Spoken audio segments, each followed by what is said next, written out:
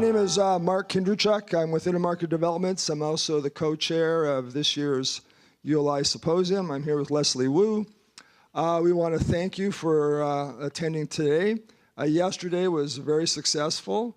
I hope you get a chance to go to all the sessions as well. The virtual reality room is still open today from 9 to 3, so if you get a chance, go in there. And there's 4 different companies, so if you saw one yesterday, you can see a few more today.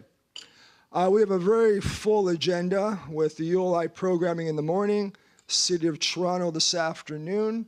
So we want to get started and have Leslie introduce our next speaker. Thank you very much, Mark, and also thanks to my other co-chair, Cindy Rottenberg-Walker. The three of us have had a lot of fun organizing and curating the conference.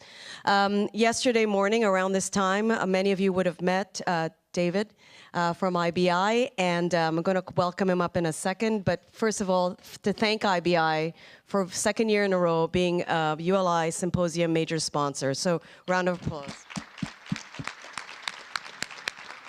And with that, I'm going to introduce David. Come on. Thank you, Leslie and Mark. Good morning. It's my pleasure to launch day 2 of ULI's Toronto Symposium by introducing Richard Florida, this morning's keynote speaker.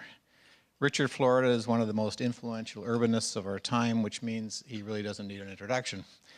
And that's good, because Mark prodded me just as we were getting up here that time's tight and we got to get the ball rolling. 15 years ago, Richard published The Rise of the Creative Class, which profoundly shaped our thinking about cities and influenced public policy, our design responses, that has shaped cities themselves as they have re-urbanized over the past 1.5 decades. But caution flags have been raised in his new book, The New Urban Crisis. This is a book that has many of the ominous undercurrents of the dark age ahead by the late Jane Jacobs. But it offers up hope, cautious hope, through the compelling advocacy position which he refers to as inclusive urbanism. The New Urban Crisis is a call to action that all of us would do well to heed. We are very fortunate to have Professor Florida with us today, his first public appearance in Canada since the release of his book just 2 weeks ago. And with that, I will invite Richard to the stage. Thank you, Matt. Thank you so much for that very kind introduction. Thank you to Richard, to this incredible staff and the board of this incredible ULI chapter. And I know the ULI very well. In fact, I addressed the board recently, and one of the great things about a book launch when you have friends at the ULI is the ULI always brings out people to book launches no matter where you go, Philadelphia, Atlanta, Columbus, Indianapolis. So they've been our partner on book launch events all throughout Canada and the United States. They always bring out a great crowd, but I'll tell you, this chapter is really recognized, not only for its fast ascent as a district council, but for its incredible programming. And I've been tracking your progress holy God, where was I yesterday? No, I was not in Atlanta yesterday. I was in Ann Arbor, Michigan yesterday. And I was tracking this conference and this event on social media, and boy, you are just really killing it. I think my message is one of cautious optimism and one of great opportunity. And I actually think, by way of preface, and to make this speech very short, when I wrote Rise of the Creative Class, there was a glimmer of hope. And I think Toronto had more of this, because Canadian cities and Toronto never really hollowed out the way US cities did. There was a glimmer of hope in many of our eyes, you know. Think about Jane writing back in the 60s about the death and life of great American cities and the way cities were being hollowed out and everything was moving out to the suburbs, people, money, affluence, business jobs. I think there was a glimmer of hopes that cities could be revived. And in that 15-year period, and it's very interesting, only because it has nothing, by the way, it has nothing to do with me or Rise of the Creative Class, only because I was picking up signals as I visited cities, and when I'll talk more about it, went to work in cities and talked to mayors and urbanists and urban leaders and developers. I could see that the urban revival was coming. I don't think anyone would have predicted the depth of that urban revival, the force of that urban revival. If that could happen, if Detroit could come back, if Pittsburgh could, where I lived for 17 years, could now be seen as a model of urban revitalization, as Newark, New Jersey, my boyhood hometown, now is beginning to see young people move back in. If that can happen, that was the harder part. Beginning to make the shift of the next decade or the next 15 years from the kind of winner-take-all urbanism we have today to a more inclusive urbanism and prosperity can be accomplished. I have no doubt about that. Because if cities have revived, if they've attracted people back, if they have revenues and resources, if they have talent and industry and ambition, we can do this. There's no doubt in my mind, but that has to start now. And what's great and good fortune is it is starting now. I see this in every city I visit. I see this in my conversations with mayors. I see this in my conversations with developers. Let's call developers part of anchor institutions, meds and eds and real estate developers. I see this in my conversations with CEOs. There is, in fact, yesterday in Ann Arbor, we had a delegation of people for the International Association of Science Parks. The economic developer who gave me my first speaking engagement when he was in Toledo, Ohio, my very first speaking engagement when I was in my 20s, said to me, "We've failed." The former city planning director of Washington, D.C. said to me, "I failed." And I said, "No, you didn't. You didn't fail." And the reason they said they failed is no matter what they tried, the development remained exclusionary. It remained divisive. I said, "No, you didn't. You helped make this shift to a kind of better urbanism. Making the next shift is going to require all of our work together, but it can be done." So I was born in 1957, a long, long time ago, in Newark, New Jersey. When I was a kid, think about this. When I was a kid, Newark, the poster child of urban economic decline, was a vibrant, thriving city. I was born in the Italian-American district overlooking the city's great Branchburg Park, much like our great park, where the cherry blossoms were bloom, where I learned to sled, where my dad taught me to skate. By the time I was about 9 or 10 years old, that city was beginning to decline. I've seen cities when they were up. I've seen them when they were down. I've seen them rise again. And one hot July day, my dad was taking me to the Newark Public Library. I wanted to play guitar. I wanted to be a musician. My dad loved music. He loved jazz. He loved big bands. He only had a 7th grade education. He couldn't afford to be a musician. And he said, "Richard, if you're going to be a guitar player, you're not just going to play rock and roll. That's great. You like the Beatles, and you like the Stones, and you like Jimi Hendrix. That's good. But you're going to learn music." So, of course, he found me an Italian, who else would he find? An Italian-American jazz guitar teacher, Mickey Vest, who really schooled me in guitar playing, and I hated it. And we were driving from Newark to my guitar lesson. And I heard shots ring out. Bang, bang, bang. And my dad said, "Richard, get down on the floor." And Newark, my home, had exploded in race riots. There were not only police and police vehicles and police, there were armored vehicles. There were tanks. There were National Guards in the street. As we drove through the street, we could see the fires along the city's commercial zones. We could see the smoke rising out of the neighborhoods. And I didn't know it at the time. I was only a 10-year-old kid, but I was seeing the original urban crisis in real time. I was seeing what happened when our cities were emptied of economic energy, when the white flight to the suburbs, when industry began to move out, when cities became colonies of lower income, disadvantaged, and minority people who were exploited and suppressed. I think I wanted to know why. Not many years later, 1975, New York was pronounced bankrupt. My parents had moved to a small working-class suburb called North Arlington, and on the bluff in that suburb, which bordered the Hudson River, you could see the great towers of New York City, a place I never visited until I was in my late teens. That city was declared arguably the greatest city in the world, the most economically powerful city in the world, declared bankrupt, and the President Ford at the time said to the city, "Go drop dead." I think these events imprinted a kind of care and intellectual curiosity about cities into my DNA. I went off to Rutgers College. I got a scholarship. I was lifted out of a very tough Italian-American, Irish-American, Jewish-American little bit mafia. You guys know my New Jersey accent. I don't have to do that too much for you.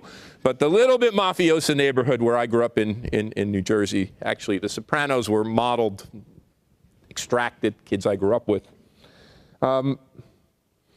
I think I wanted to understand urbanism. I went off to college to Rutgers. My parents wanted me to be a doctor. I'm like, that's not going to happen. I'm not very good at science. I got straight C's. They called a family meeting. They literally called a family meeting where they tried to convince me to be a dentist. I'm like, that's not going to work. My handshake. I was very smart. I said, I should be a lawyer, to which my mother said, lovely Italian woman, said, yeah, Richard, you'd be a good lawyer. You're a good talker, just like me. But I got the bug. And the bug hit me when I was a sophomore in college, when my professor at the time said, take the Amtrak train from New Brunswick. New Brunswick's only about 30 miles, 30, 45 minutes from New York City. It was a commuter suburb. Actually, it had hollowed out and had its own urban crisis. Take the train to New York and go for a walking tour, basically from the Flatiron. Start at the Flatiron building and then walk through the Flatiron neighborhood, Gramercy, go down through Chelsea. Chelsea was nothing, just a burned out mess. The meatpacking district was a functional meatpacking district. There was no yuppies and Sex in the City and restaurants and Apple stores. It was a meatpacking district, no great hotels, boutique hotels. And then continue on. Go through Greenwich Village and Soho and Tribeca. And here I was, a 18, 19-year-old kid with eyes agog.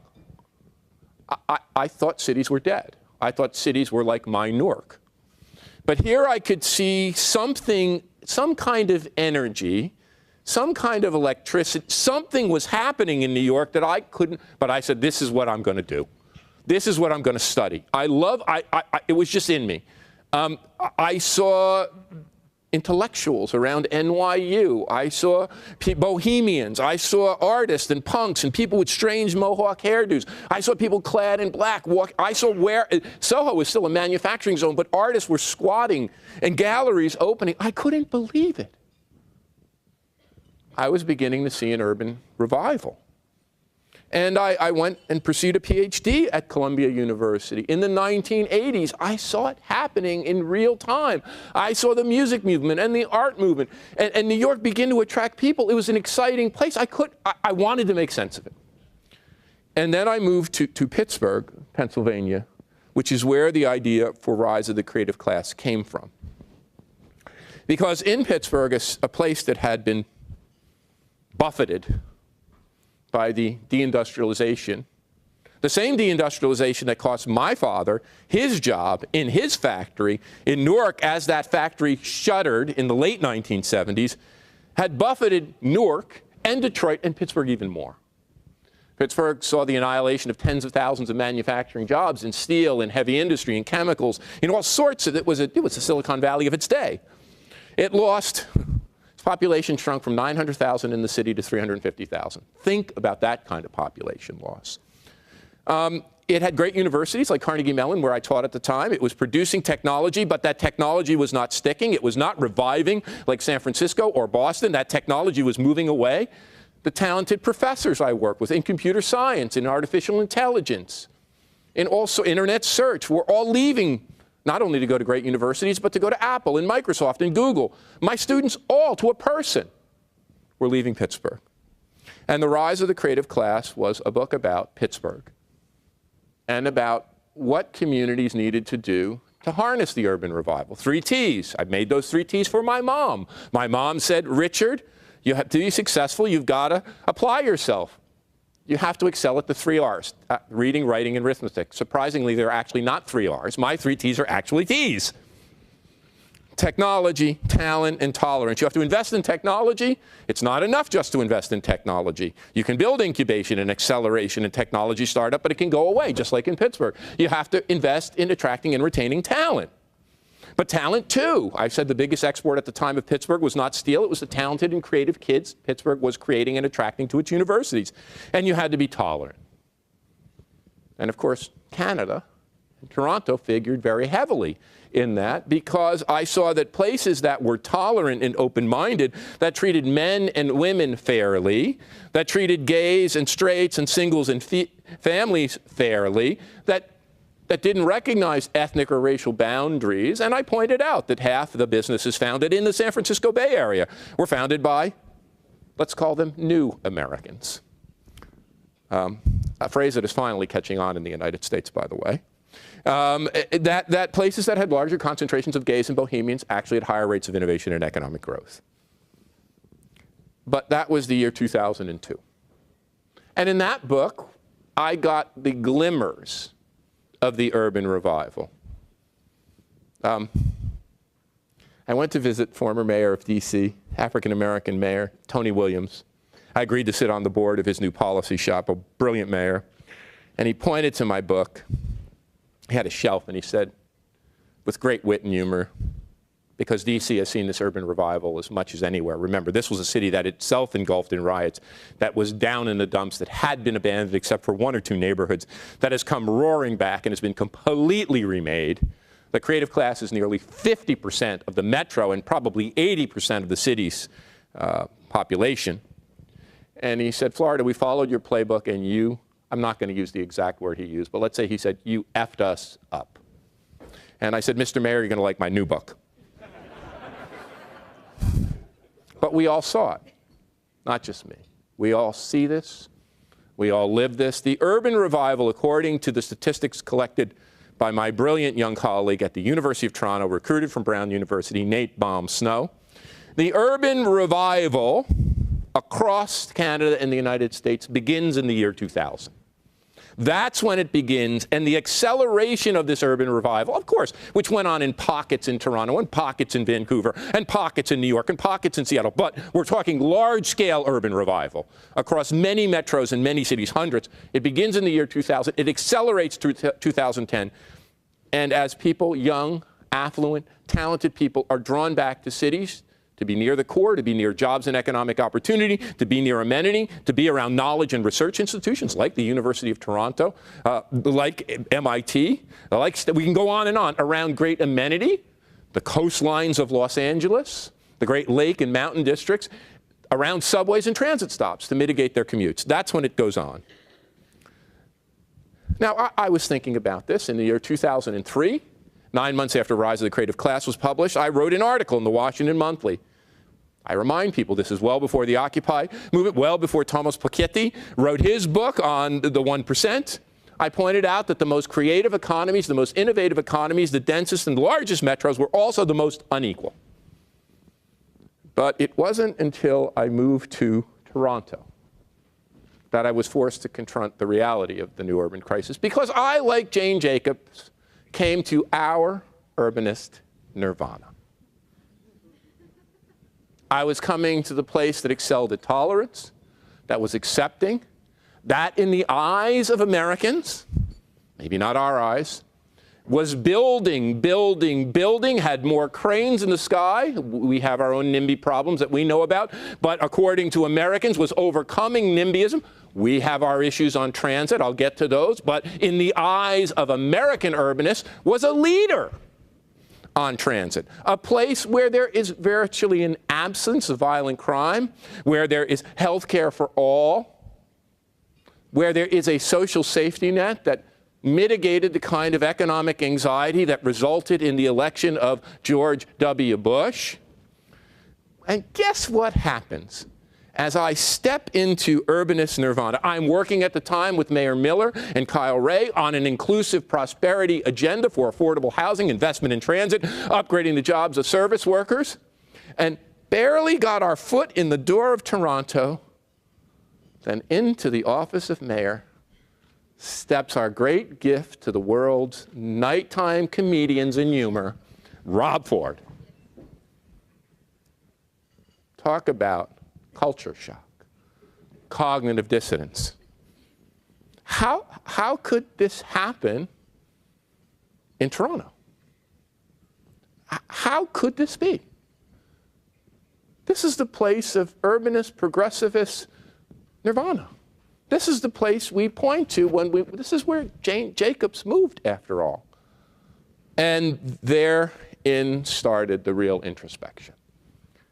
Trying to grapple with, intellectually, humanistically, where this came from. And, you know, it wasn't hard when you have brilliant colleagues at the University of Toronto like David Holchansky, or the young political scientist who's now left the University of Toronto, Zach Taylor. It isn't hard to figure out where this came from. It was the backlash. It was the backlash to the very urban revival we all want and I championed.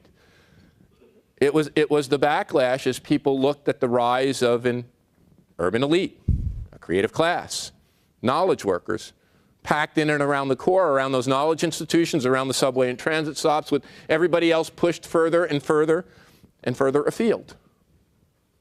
And that's when I knew I had to dig in. And this book is the product of 7 years of work, stimulated. If Newark got me interested in urbanism, if Pittsburgh produced Rise of the Creative Class, it's Toronto that made me make this next shift.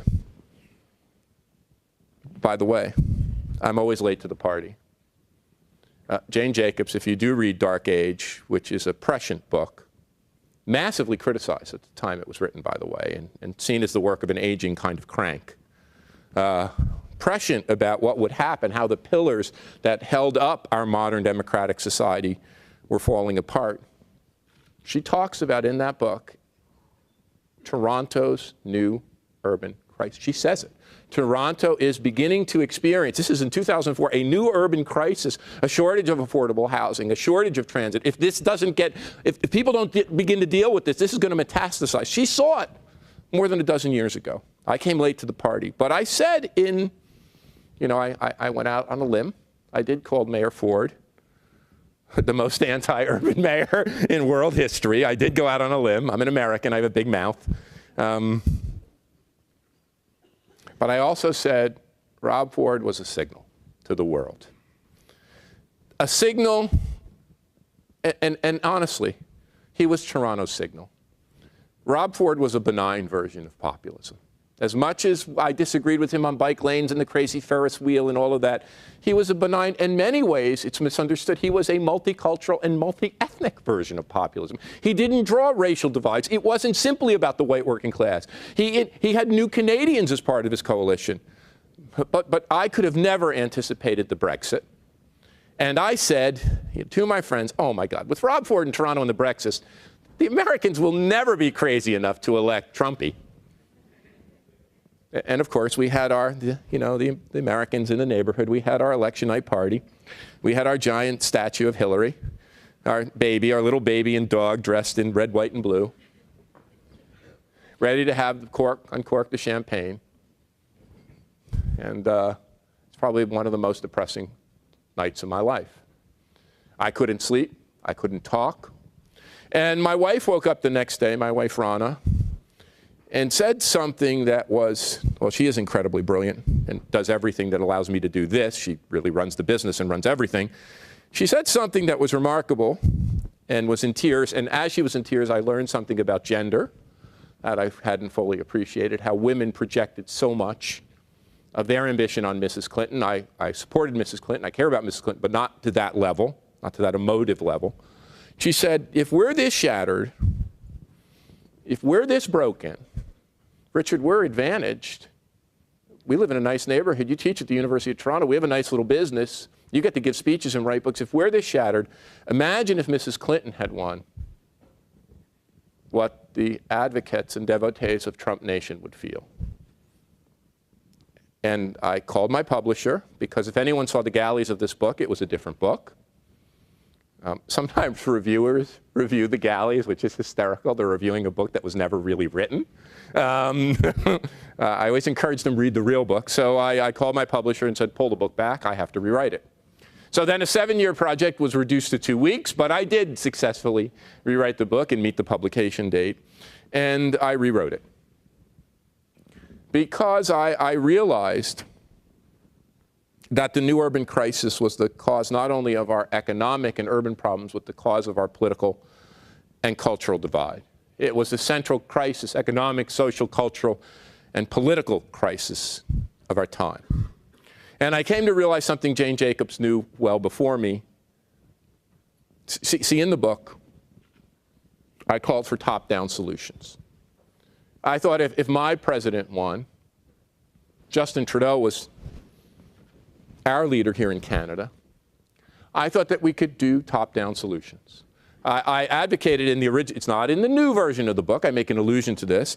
I said that the United States should set up a President's Council on Cities, equivalent to the National Economic Council, equivalent to the National Security Council, a big deal. And that president, President Clinton, should staff that with leading mayors and urbanists and developers to develop an agenda for reinvestment in cities and overcoming the new urban crisis. But now I knew this was no longer possible and that we had to chart a different road. So what is the new urban crisis? It comes from a very fundamental contradiction. And Jane was the first person to really understand this.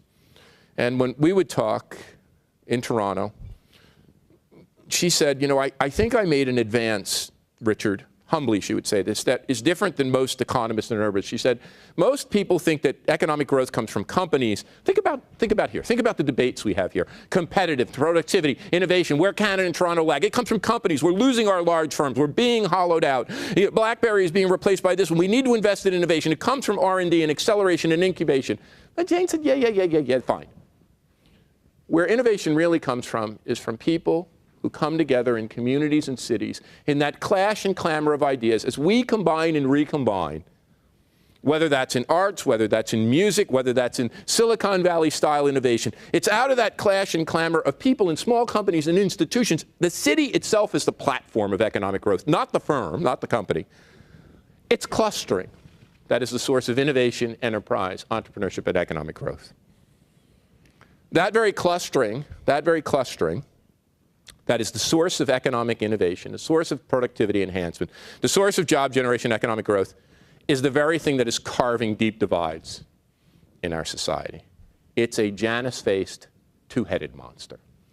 And that doesn't mean we should stop clustering and bust apart our cities and stop investing in them. We have to figure out a way to harness this clustering force to make clustering work not against us but for us. We have to make that clustering not create an exclusive kind of prosperity where the advantaged 1% or 10%, in my view, the advantaged third, the creative class of knowledge workers, where this advantaged class gets the lion's share of the benefits, and working people and blue-collar people and service people and hospitality and tourism and retail and clerical work get pushed further and further out and further behind. That's our agenda. And it's one we can accomplish. So what are the dimensions of the new urban crisis, if that's the fundamental contradiction? And it's not economic or class inequality. It's not just a divide between the knowledge workers and the it's an inequality that is reinforced by geography.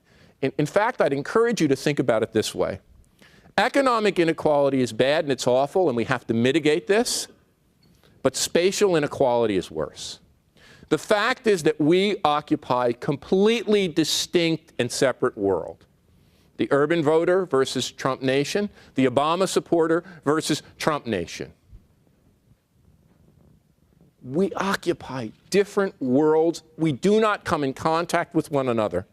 We are unequal across places and within. The first dimension of the new urban crisis is something I call winner-take-all urbanism. We not only live in a winner-take-all economy, well, in the past 20 years, CEO salaries have grown by 1,000%,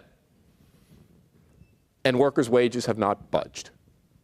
That's winner-take-all economy. But we also have a winner-take-all urbanism, where London and Paris and Amsterdam and New York and Boston and Seattle and San Francisco, these knowledge and tech hubs, and Toronto and Vancouver are enormous winners. The statistics on this are terrifying. And this is what has produced Trump and Brexit and Le Pen and the backlash across Europe. The success of winner-take-all cities and the fracturing and fragmenting and falling behind of the rest. In the United States, the 5 largest metros account for 25% of GDP. In Canada, where we think of ourselves as a non-urban country, the 5 largest metros account for 50% of GDP. Toronto, the GTA, accounts for nearly a fifth of our GDP versus 8.9% for New York City.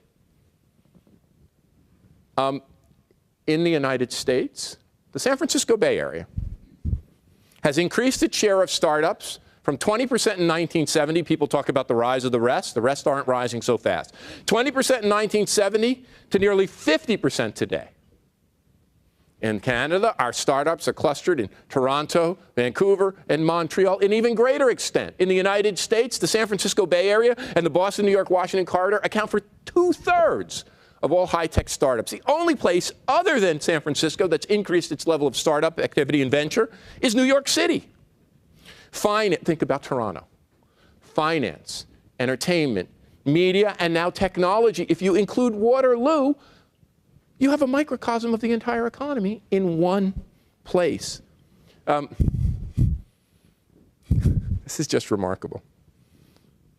I tell this story in real estate terms. By the way, the book is mainly U.S. focused. That's because of U.S. publishers. I apologize in advance. So at the Martin Prosperity Institute, we wrote a separate report, which we released earlier this week, on Canada's new urban crisis. It's online at our site.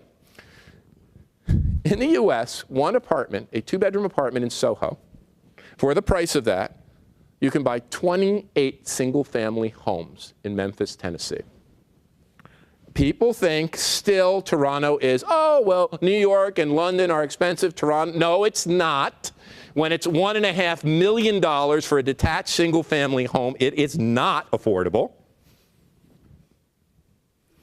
Toronto, according to the most recent data, is the 9th least affordable city in the world on a housing cost-to-income basis.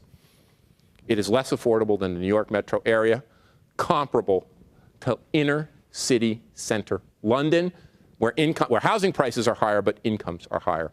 The average Torontonian, the cost of their house is now 8 times their income. These are the symptoms of a winner-take-all urbanism, where there is geographic separation between regions. But the second dimension is the winners have their own crisis, the crisis of their own success. And that is seen in growing housing unaffordability. And not just housing unaffordability for the creatives, that's the minor problem. In fact, our research shows that the creative and knowledge class, even with this housing price push, still can survive, even though some young people are being kept out of the market. We don't see any real diminution in creativity and innovation. In fact, in Toronto, in San Francisco, and New York, we see increased creative capacities as formerly artistic and design and finance cities add technology. In the United States, half of all venture capital startups are located now in urban centers.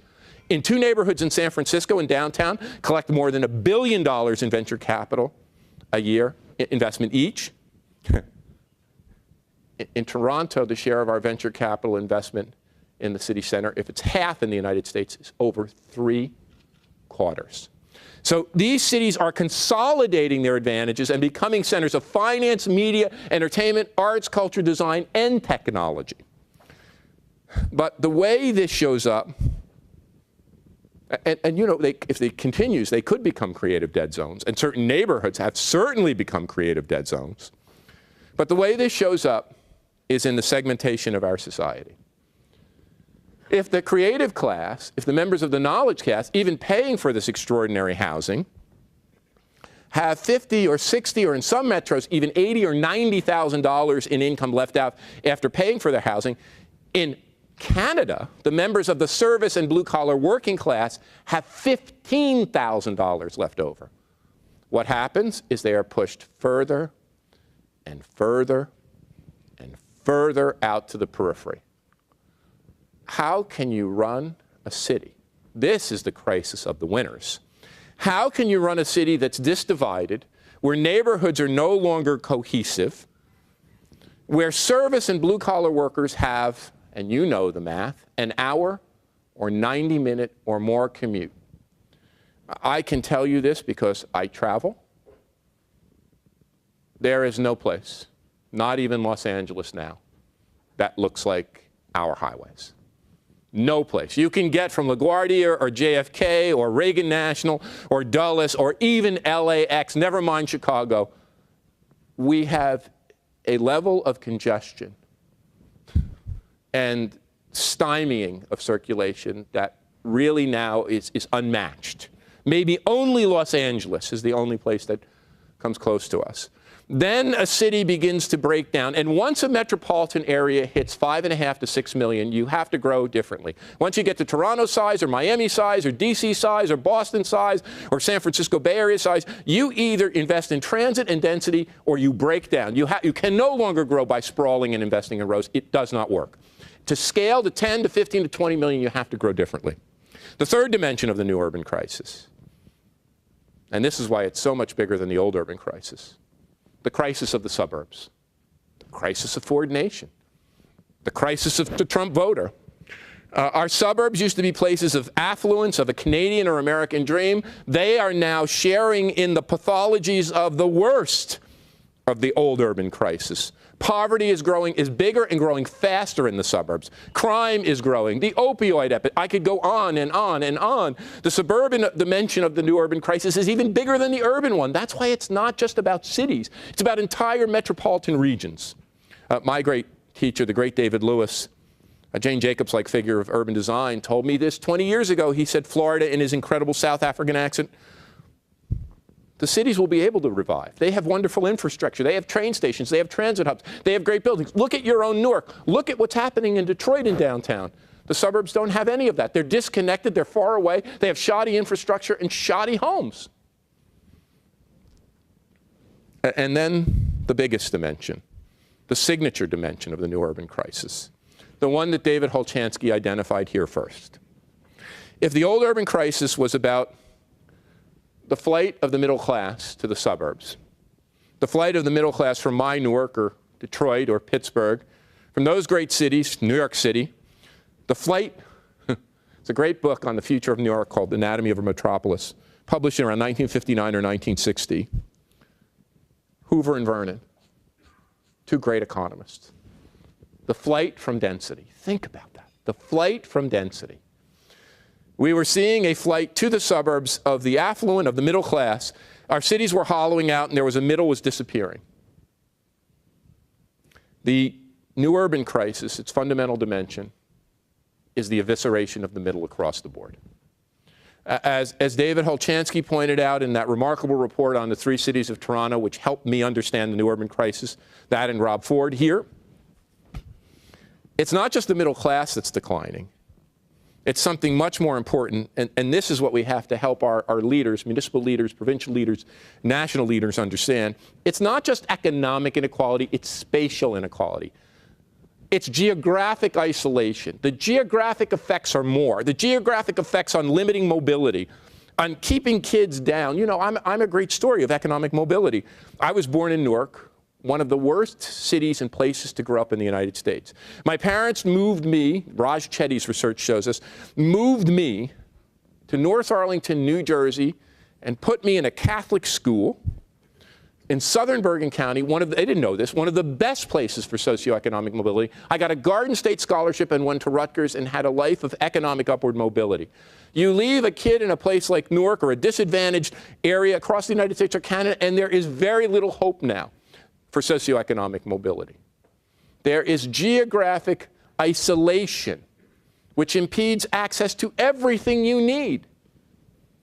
And we know this, rates of economic mobility across the board, particularly in the United States, but also in Canada, have been severely affected. So what David identified, David Holchansky, it wasn't just a decline in the middle class. It was the decline and evisceration of the middle class neighborhoods, the places that were the platforms for upward mobility, social capital accumulation, a Canadian or American dream. David showed in his work that 2/3 of Torontonians lived in a middle class neighborhood in the year 1970.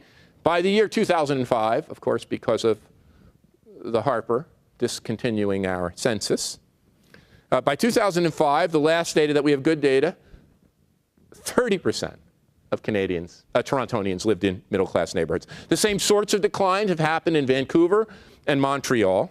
Well, I trace this for metros across Canada, across the United States, and certain areas of Europe. There'll be a European edition of this book launching in the fall.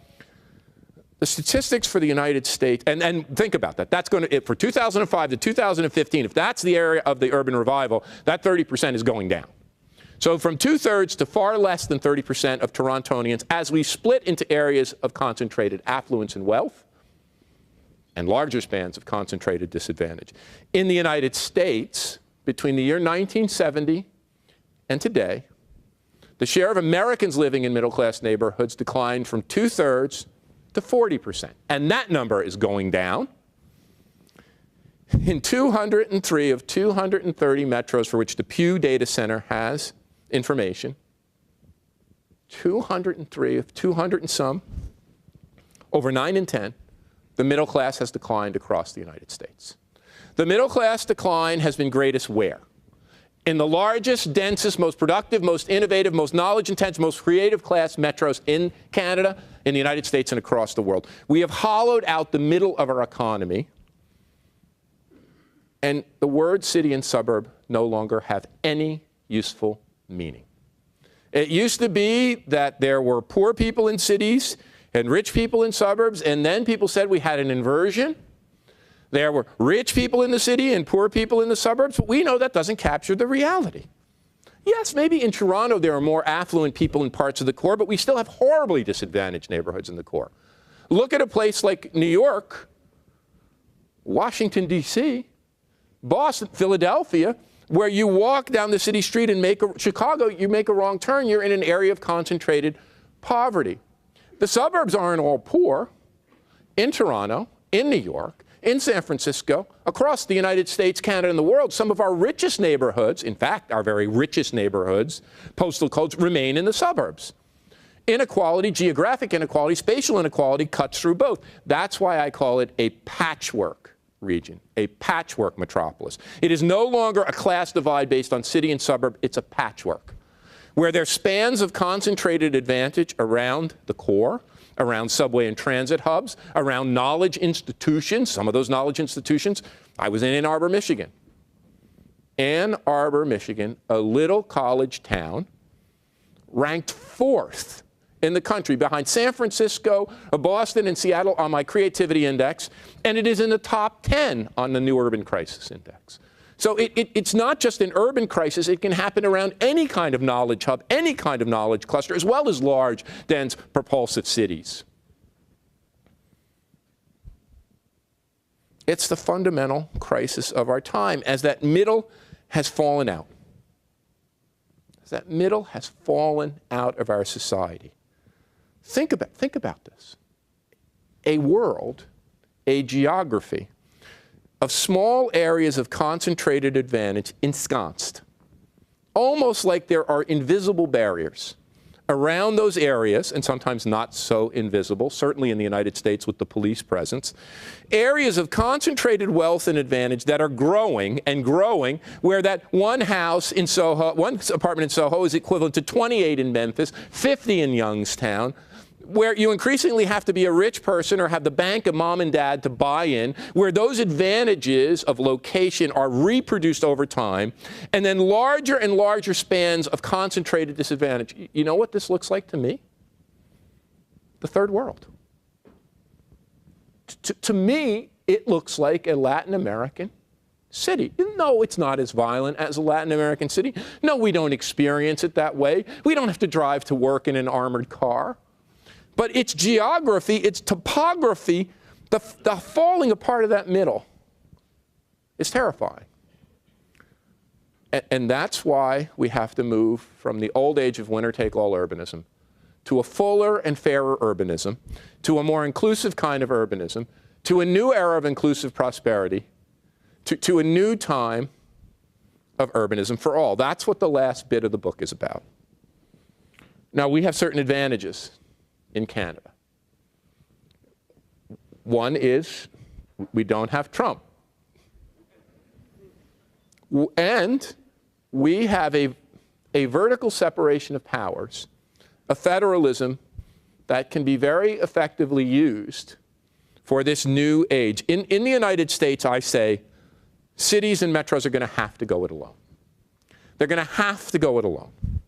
There will be no hope and no help from the states, which are controlled by increasingly red and conservative, long anti-urban bias. If you think that's here, it's magnified in the states. And the federal government is going to cut, cut, cut, cut, cut, cut. There will be no help left. In Canada, we have an advantage because our federal government can contribute, our provinces can and are contributing, and our cities have pretty darn good leadership. You know, the Ford thing, I think, was a wake-up call for us. And when I look around, and I participate in Mike Bloomberg's, I organized Mike Bloomberg's City Lab conference for him. When I look around at the interesting, especially younger mayors, the Naheed Nenshis, the Don Ivisons, our own John Tory, but when I look around at some of the most interesting younger mayors, the most innovative mayors are coming out of Canadian cities. So we have advantages in our vertical separation of powers that can be reharnessed. What do I think we need to do? The first thing we need to do is build more. Now, we're building a lot here, and we're still not keeping up, and we know that. We need to build more. And we are a model. I know we sometimes self-criticize and self-flagellate, but for Americans, we are a model of building. We still have to build more, because as much as we build, we can't keep up with the demand for our great global spiky city. We have to overcome NIMBYism. We got a lot of NIMBYism, people.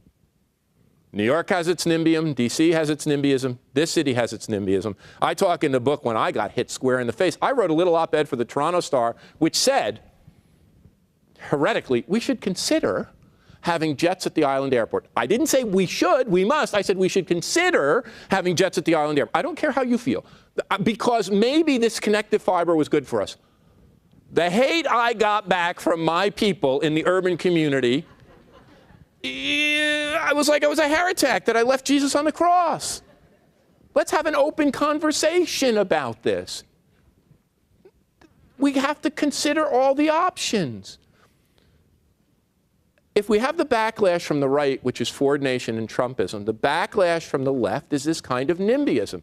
Colbert would have said, I got mine. I live in a nice, low-rise, wonderful neighborhood with green space, so screw you. This isn't NIMBYism. This is the new urban Luddism. The Luddites who smashed the machines were holding back the progress of capitalism. When we hold back urban progress, when we say no to any kind of densification, when we resist this kind of density, we know that cities need density to scale. Now, I'm not saying, like market urbanists, get rid of land use restrictions. I say that we have a scarce number of great urban neighborhoods with the right mid-rise density, with the right collection of refurbishable, repurposable, you know, as Jane said, new ideas require old buildings. Those are in scarce supply. We need to preserve them. But we also need to do density right. We need to commit to a new era of affordable housing. And fortunately, in our city, in our province, we are doing this better than most other places in North America. But we need to turn the dial from single-family home ownership in sprawling suburbs, which is still incentivized, not as bad as the states where there's a mortgage interest tax deduction, but we still create subsidies for roads and so on and so forth. We need to create more incentives for the construction of affordable housing, social housing, rental housing. That's what people need to get a toehold. And when young people, the poor and the working class, can't live in the core, we got a problem. We need to up the game on transit. We will not grow based on roads. No place will grow based on roads. We need to invest in transit. We need to really redouble our efforts there. We need to commit to upgrading service jobs. We need to commit to making those service jobs in which 50% of Canadians and 50% of Torontonians work. We need to make sure that our social safety net is in place for the knowledge age. And then the last thing I'll say, because I'm a professor and I come from the Fidel Castro School of Public Speaking, so I could go on and on forever. And this is more the case in the United States than here, but it's going to catch up with us, because we are the place where Ford rose and Ford Nation rose. We've got to learn to respect our differences. And that's what the election of Ford and Trump especially, that's what my wife's comment after Mrs. Clinton lost was about. That's why I held out my hand and wrote an opinion piece with my nemesis, Joel Kotkin. We need to respect each other's differences. I may want to live a so-called blue life. I may want to live in a dense urban center, if I'm an American, without guns, with rights for all different kinds of people. And I believe those things are important. I may want to see investment in transit, but you know, there are a lot of other people that don't. We can't force our way on them. And so I think there has to become an increasing recognition at the national level in the divided society that there's not just one way. That people can peacefully coexist by respecting each other's differences.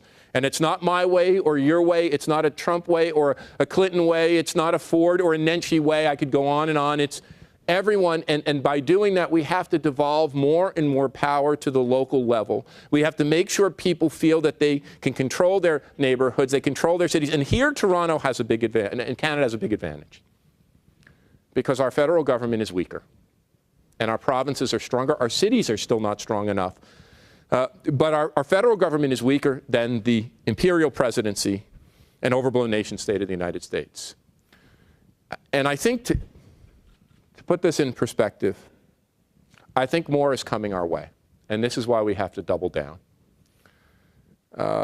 With Trump in office in the United States, Toronto, this city faces probably the greatest opportunity in its young life. I can tell you, I don't have any of this confirmed, but I can tell you, because I'm in the States a lot on book tour, more and more of America's leading technology companies, leading knowledge institutions, are looking for ways around Trump's immigration restrictions, are looking for places outside the United States that are close by and easily connectable, that they can put people they need to run those businesses that come from other countries. The pressures on Toronto from this very growth of a global city, from this incredible boom of urban revival, this opportunity is going to get bigger and the problems are going to get worse. It's time that we up our game, that we double down, that we understand that we have been at the height of the urban revival and perhaps the biggest beneficiary, and redouble our efforts to move from winner-take-all urbanism to a more inclusive prosperity for all. Thank you for listening, and thank you for your work to build this here in our great city of Toronto. Thank you, guys. How are you? Good to see you. Good morning. Well, the Premier doesn't need my introduction, but she's had a long and distinguished career. That means I'm old. I think I'm older that what than you're you. saying? I think I'm older than you. I was born in 1957. That's the way I'll give it away. You're 4 years younger than I am. You look great. You look great. Wow. You look great. She's our 25th Premier. Our 25th Premier. She served in so many positions of public service for our province and in Toronto, on the Toronto District School Board. She's a local organizer. She understands this. She has this in her blood. And I just wanted to say congratulations to the Premier and to your chief, Mary Rowe. Mary, you know, by the way, is the person who introduced me to Jane Jacobs way back when, before I moved and had a big impact on our moving to Toronto. Mary and you and your team, your staff, and this is honest, thank you for taking this thing of inclusive prosperity and making it a set of policy and pragmatic initiatives. And you've really, I know you've always cared about this, but it seems like in the past couple of weeks, wherever I am in the States on book tour, I see something new. I see affordable housing. I see investment. I see now the basic guaranteed income. It blew me away yesterday. So tell us a little more in your vocabulary about why, I don't want to call it a shift, maybe that's the wrong word, but what brought you, I come to this intellectually, we need inclusive prosperity, but you've come to this programmatically in defining an inclusive prosperity agenda around housing, transit, I call for basic income, guaranteed income. What has motivated the shift, and what do you see as its biggest and most important contours? So, first of all, you know, what we're doing now really builds on what we have done for many years. So when I became the leader, I was building on a foundation that had been put in place since 2003. I was convinced that building infrastructure was critical. I had been the Minister of Transportation as one of my roles, and I had seen the bones of the province sort of crumbling across all our municipalities, and recognized that municipalities needed support. But on top of that, the building of transit needed to be accelerated. And so, you know, that $160 billion, we're in about the 4th year of spending $160 billion on infrastructure over 12 years. And that is it's about transit, it's about roads, it's about bridges, but it's about schools and hospitals too. So I was really convinced that building that, literally, that foundation was critical. I also ran on improving retirement security. Yep. You know, that our retirement security, our Canada Pension Plan was not adequate, and we needed to do something about that. And we pushed, and we've got an enhanced retirement security plan. So from my perspective, this is the work that I've been doing all along. It's why I got into politics. You know, I got into politics because I was worried about what was happening to our publicly funded education system. So now where we are, we're moving into a balanced budget. We'll be bringing out a budget on Thursday. And the responsibility that a balanced budget actually affords is to continue to make those investments that people need. You know, whether it is the basic income pilot, which is, again, that's something that's been talked about for 30 years, not on the left, not on the right, but both sides of the political spectrum. And the imperative is even greater now, because we've got a technological revolution that is displacing more people, and there are way more questions about what work's going to look like. So from my perspective, Richard, this is about the next step in ensuring that we have economic viability and prosperity that includes everyone. And I'll just end this piece by saying that I've talked about an inclusive economy for many years now. You know, I don't think we can just talk about the numbers on the page and the fiscal health of the province without talking about whether people have childcare, whether they are able to take part in the economy, whether they have access to education. For example, having free tuition for low-income families. So for me, it's all of a piece. So I want to thank you for this, because it makes me proud to be a Torontonian and an Ontarian. Certainly helped me recover from the Ford days. But I think I can now use Ontario as an example to the world. You know, not only are U.S. cities cutting back in the federal government, U.S. states are cutting back, and most of them are controlled by a red, if you will, a right-wing legislature, and in many cases a governor who's cutting back. So this is really important, and our education system still stands as a crown jewel, certainly as someone who came here from the States, where that's what drives people out of the cities, the middle class.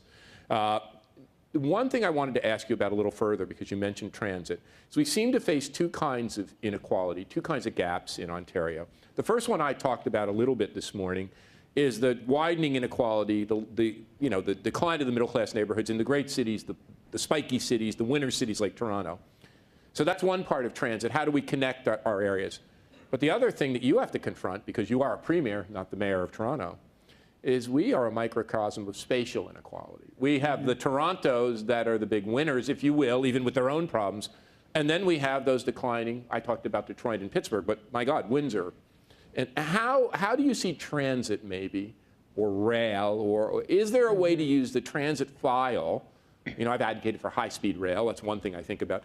To not only make Toronto function better and bring the outlying areas in, but how could we maybe help our province and these declining places connect? Can we help them by connecting them better to our hub cities like Toronto? Well, there's a huge demand for that, and people see that as a solution to their economic challenges. And it's why we asked David Collinette to do a study and to look at high-speed rail, basically Toronto through to Windsor.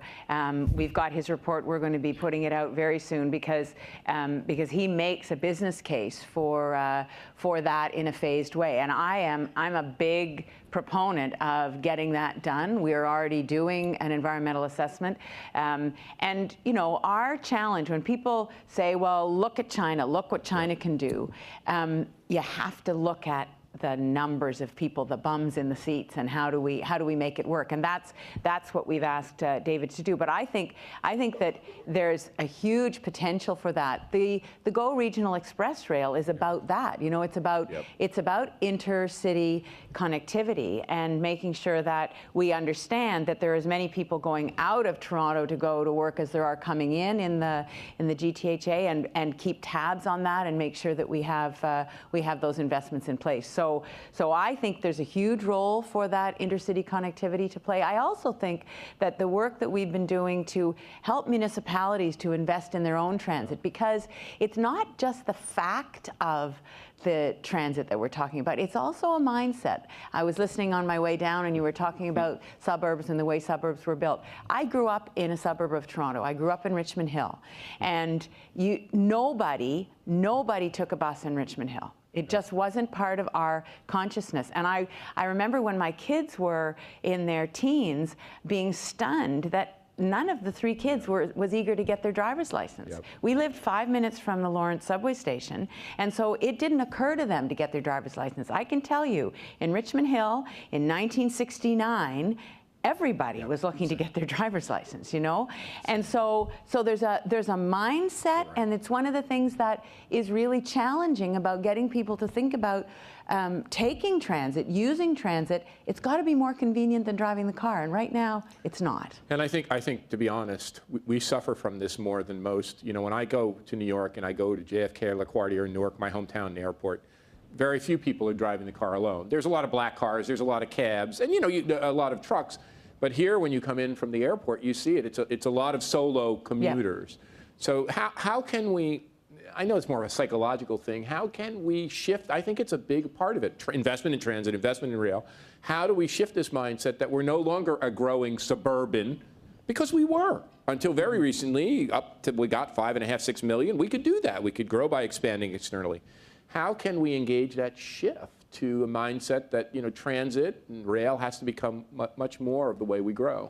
Well, I think the building of it and getting it to a point where it's actually more convenient to get on a bus or get on a train than it is to drive your car. I don't think there's any other way. And one of the challenges with building infrastructure, and so many people in this room know that, until people see the reality, it's really hard to imagine. And so it takes time. And one of the reasons that governments have historically not made these investments, I'm convinced, is that I'm not going to get to cut the ribbon on everything that we're investing in. You know, it's a long-term challenge, and so you have to take that leap of faith and make those investments. It takes time. It takes time to get those things built. It especially takes time when you're building in a built-up area. You know, we're not talking about greenfield builds for the most part.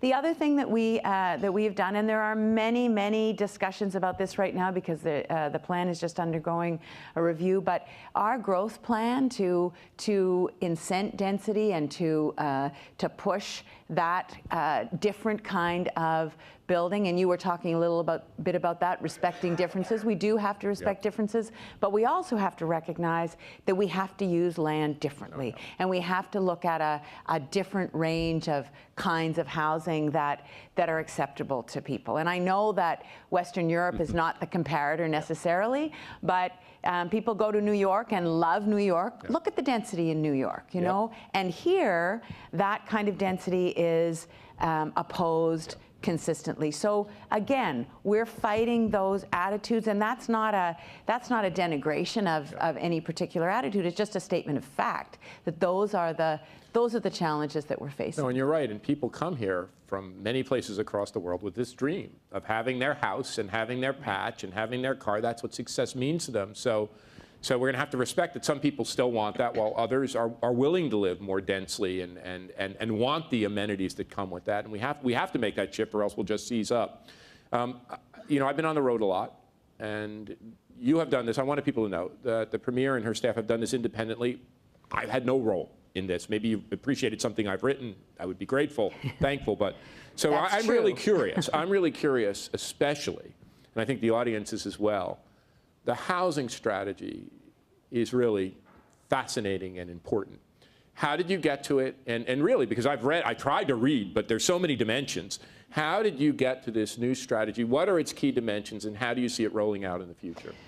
So you're talking about our fair housing plan, Exactly. Dealing with the housing, yeah. So not easy. We heard lots of voices in terms of how do we cool a market? How do we make sure that we put balanced initiatives in place? For me, it was really important that if we're going to put in place rent control and extend it beyond buildings that were built up to 1991, we need to make sure that there are still enough incentives in place for building of purpose-built rental to happen. And so, vacancy decontrol hasn't been removed, and there still are above guideline increases if landlords are investing. And we're putting in place some subsidies for development charges to make it clear that we need more rental housing. We need that kind of building to happen.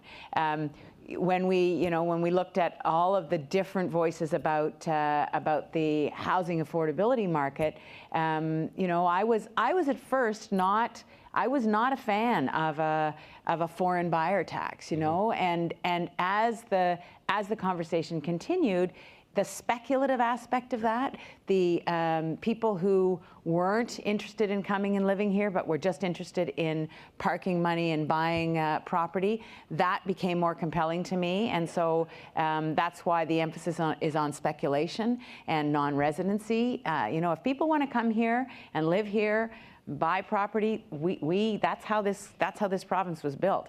But that speculative aspect. So, to be honest, Richard, it's one aspect of housing. The other aspect is getting supply built, getting the right supply built, and making sure that we work with the private sector to build the kind of housing that people can afford.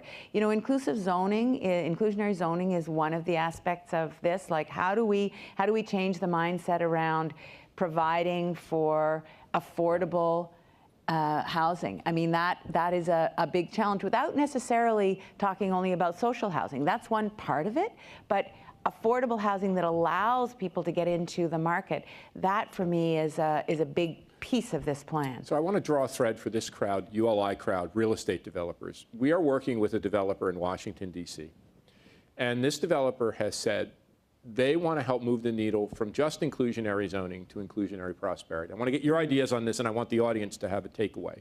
The idea is that we could trade density, not only for affordable housing units, but for a developer taking on the role of an anchor, like a Meds and Eds, but a real anchor, especially with these large-scale district developments that we're seeing across the world, and get offset not only for affordable housing, but for providing better jobs. You have your basic income, which is incredible.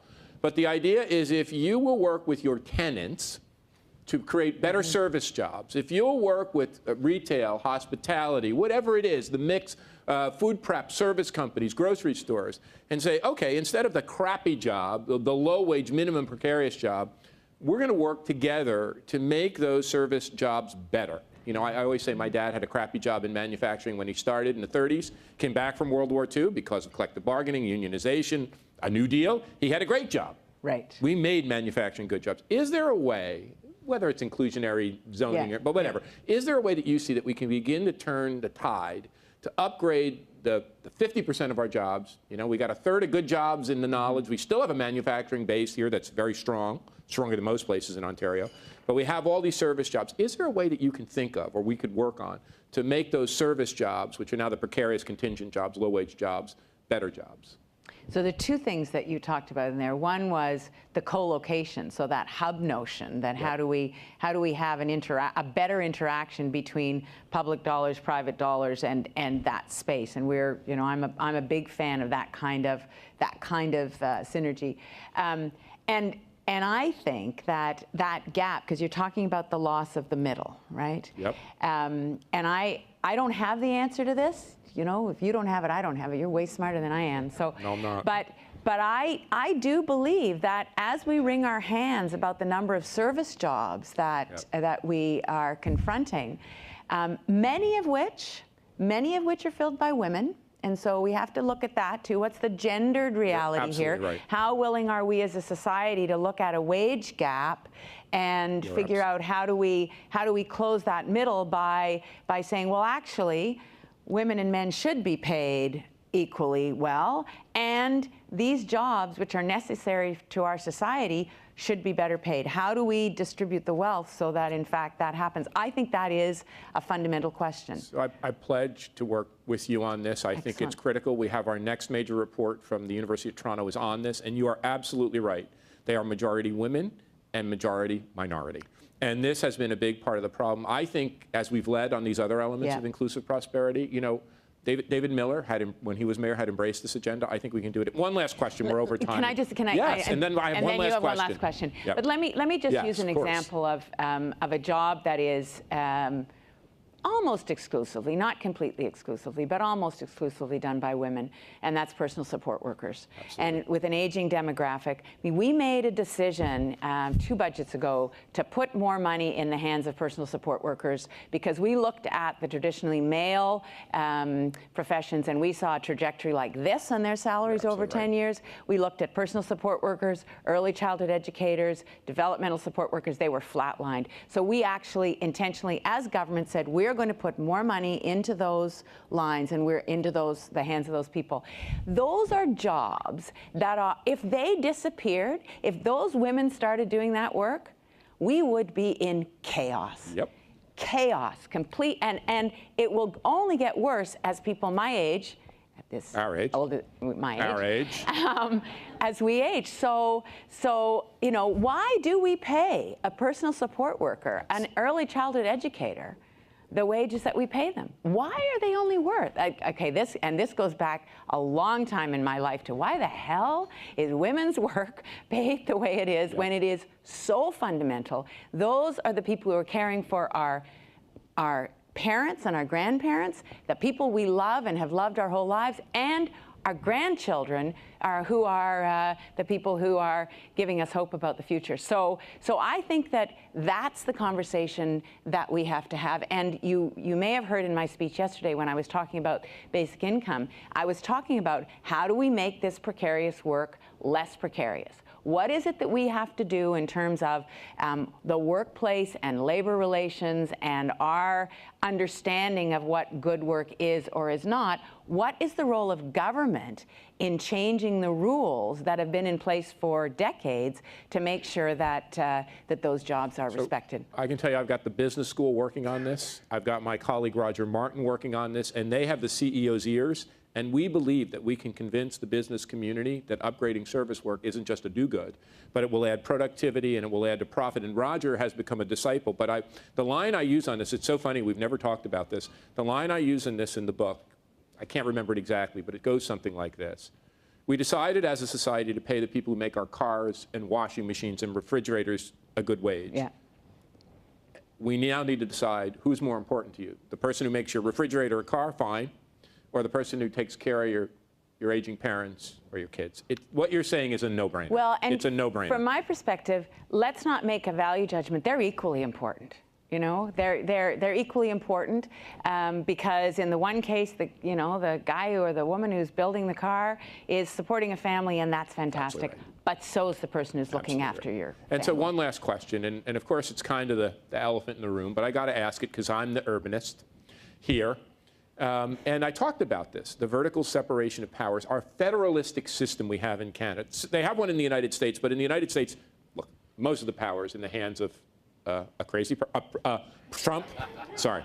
But it really was a rude awakening for me that consolidating that much power in a country of 350 million people with 3,000 municipalities makes no sense. So bring it down. One of the advantages we have is really Ontario is a country, if you will. It's as big as a country, it has the land of a country, and it has much more power relative to a U.S. state. But the elephant in the room is our cities here, our metros, are relatively less empowered.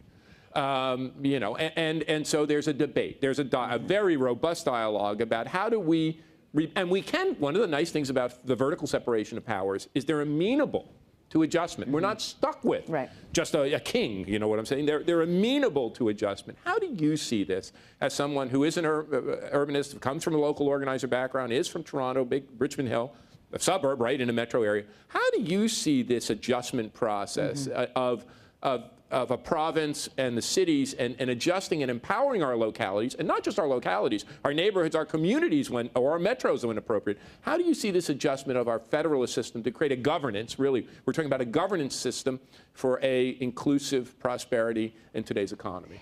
Yeah, and this is a fundamental question in terms of the relationship, and it's actually a fundamental question of our government. We came into office and followed a government that had been incredibly disrespectful of the local municipalities and their governments. And you know, one of the things I wanted to be part of was a government that was going to change that relationship. And to a large extent, I think that we have. I think there's a fundamental question, and I know there are a lot of people in this room who are mad at me because I said no to tolls in the City of Toronto. I get that, but the reason that that happened is that there had been no regional consensus. There'd been no regional conversation about it, and you know, what I was caught in, because philosophically I'm supportive of local autonomy. I think that it's a very good thing. I was part of, and I look at Richard Joy, I was part of pushing under the previous premier for a City of Toronto Act and getting that started. But I think that the conundrum we have right now is, what's the regional consciousness? How do we have the regional discussion?